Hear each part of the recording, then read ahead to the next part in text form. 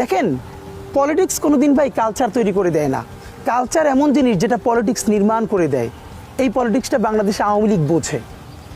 তারা এবার ভুল করেছে বিধায়, মানুষকে গণহত্যা করেছে বিধায় আজকে তাদের এই পরিণতি হয়েছে। তো আপনি আওয়ামী লীগের মতো একটা মনস্টারের সাথে লড়াই করবেন, এই বুঝ ছাড়া আমাদের এবার লড়াইটা হলো একটা কালচারাল লড়াই, এবং বাংলাদেশের কালচারাল লড়াইয়ের হাব হলো শাহবাগ। আপনারা দুইটা জায়গা আমাদেরকে খুব ফোকাসড দেখবেন। আমরা পলিটিক্সটা করি সাংস্কৃতিক প্রয়োজনে, সংস্কৃতির নির্মাণের প্রয়োজনে আমাদের রাজনীতি করা এবং নির্বাচনে অংশ নেওয়া। নির্বাচনটা মুখ্য না, আমরা নতুন রাজনীতি নির্মাণ করতে চাই, তার অংশ হিসেবে নির্বাচন করছি। আর রাজনীতির নির্মাণ করতে চাই আমরা সাংস্কৃতিক কারণে।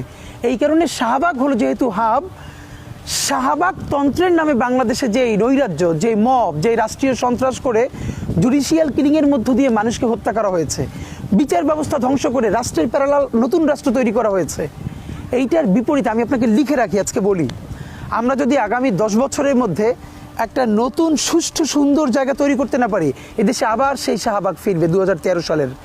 নট নেসেসারিলি সেটা আওয়ামী লীগের হাত ধরে ফিরবে, কিন্তু কারো না কারো কাঁধে ভর করে ফিরবেই।